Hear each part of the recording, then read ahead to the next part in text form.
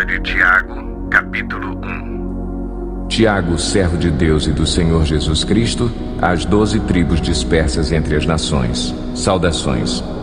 Meus irmãos, considerem motivo de grande alegria o fato de passarem por diversas provações, pois vocês sabem que a prova da sua fé produz perseverança. E a perseverança deve ter ação completa a fim de que vocês sejam maduros e íntegros, sem lhes faltar coisa alguma. Se algum de vocês tem falta de sabedoria, peça-a a Deus, que a todos dá livremente, de boa vontade, e lhe será concedida. Peça-a, porém, com fé, sem duvidar, pois aquele que duvida é semelhante à onda do mar, levada e agitada pelo vento. Não pense tal pessoa que receberá coisa alguma do Senhor, pois tem mente dividida e é instável em tudo o que faz. O irmão de condição humilde deve orgulhar-se quando estiver em elevada posição, e o rico deve orgulhar-se caso passe a viver em condição humilde, porque o rico passará como a flor do campo. Pois o sol se levanta, traz o calor e seca a planta. Cai então a sua flor e a sua beleza é destruída. Da mesma forma, o rico murchará em meio aos seus afazeres. Feliz é o homem que persevera na provação, porque depois de aprovado, receberá a coroa da vida que Deus prometeu aos que o amam. Quando alguém for tentado, jamais deverá dizer: estou sendo tentado por Deus, pois Deus não pode ser tentado pelo mal, e a ninguém tenta. Cada um, porém, é tentado pelo próprio mau desejo, sendo por este arrastado e seduzido. Então esse desejo, tendo concebido, dá à luz o pecado, e o pecado, após ter se consumado, gera a morte. Meus amados irmãos, não se deixem enganar. Toda boa dádiva e todo dom perfeito vem do alto, descendo do Pai das luzes, que não muda como sombras inconstantes. Por sua decisão, ele nos gerou pela palavra da verdade, a fim de sermos como que os primeiros frutos de tudo o que ele criou. Meus amados irmãos, tenham isto em mente. Sejam todos prontos para ouvir, tardios para falar e tardios para irar-se, pois a ira do homem não produz a justiça de Deus. Portanto, livrem-se de toda impureza moral e da maldade que prevalece e aceitem humildemente a palavra implantada em vocês, a qual é poderosa para salvá-los. Sejam praticantes da palavra e não apenas ouvintes, enganando-se a si mesmos. Aquele que ouve a palavra, mas não a põe em prática, é semelhante a um homem que olha a sua face no espelho e, depois de olhar para si mesmo, sai e logo esquece a sua aparência. Mas o homem que observa atentamente a lei perfeita, que traz a liberdade, e persevera na prática dessa lei, não esquecendo o que ouviu, mas praticando-o, será feliz naquilo que fizer. Se alguém se considera religioso, mas não refreia a sua língua, engana-se a si mesmo. Sua religião não tem valor algum. A religião que Deus, o nosso Pai, aceita como pura e imaculada é esta: cuidar dos órfãos e das viúvas em suas dificuldades e não se deixar corromper pelo mundo. Carta aos Romanos, capítulo 1. Paulo, servo de Cristo Jesus, chamado para ser apóstolo, separado para o Evangelho de Deus, o qual foi prometido por ele de antemão, por meio dos seus profetas nas Escrituras Sagradas, acerca de seu filho, que, como homem, era descendente de Davi, e que, mediante o Espírito de Santidade, foi declarado Filho de Deus com poder, pela sua ressurreição dentre os mortos, Jesus Cristo, nosso Senhor.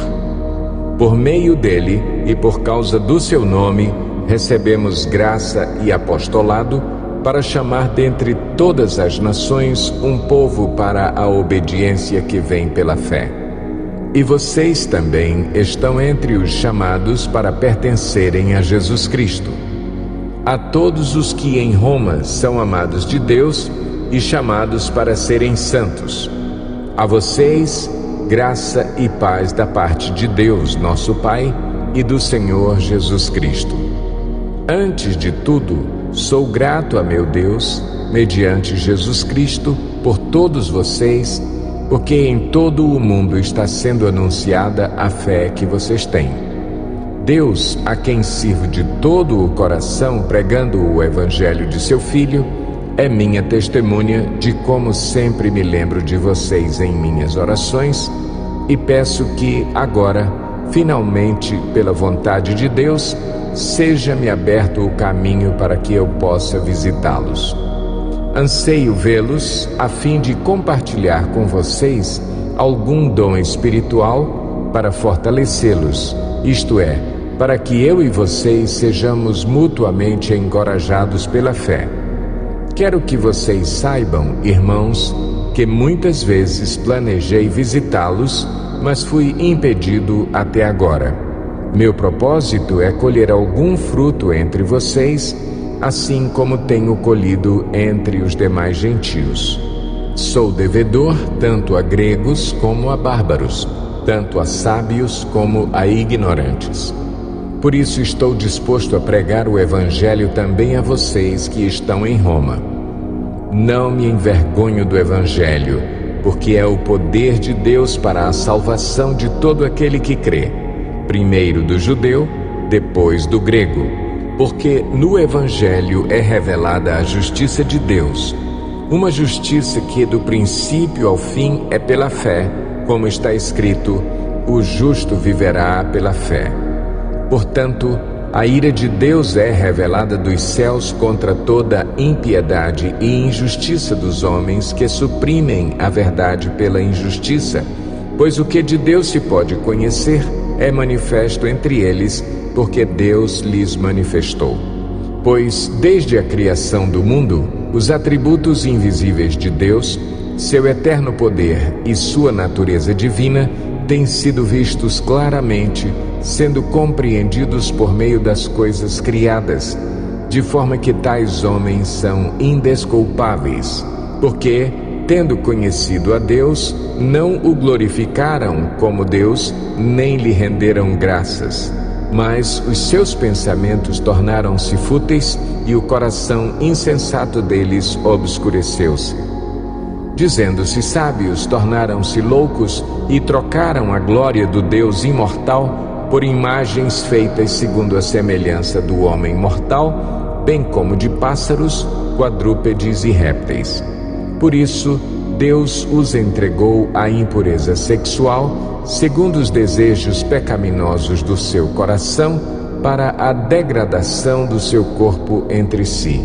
Trocaram a verdade de Deus pela mentira e adoraram e serviram a coisas e seres criados em lugar do Criador, que é bendito para sempre. Amém. Por causa disso, Deus os entregou a paixões vergonhosas.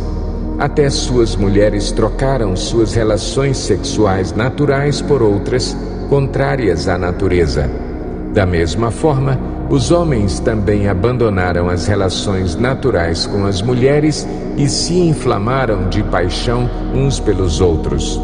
Começaram a cometer atos indecentes, homens com homens, e receberam em si mesmos o castigo merecido pela sua perversão. Além do mais, visto que desprezaram o conhecimento de Deus, Ele os entregou a uma disposição mental reprovável para praticarem o que não deviam. Tornaram-se cheios de toda sorte de injustiça, maldade, ganância e depravação. Estão cheios de inveja, homicídio, rivalidades, engano e malícia. São bisbilhoteiros, caluniadores, inimigos de Deus, insolentes, arrogantes e presunçosos.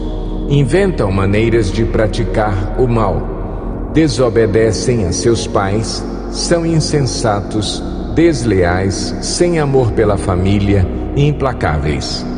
Embora conheçam o justo decreto de Deus de que as pessoas que praticam tais coisas merecem a morte, não somente continuam a praticá-las, mas também aprovam aqueles que as praticam.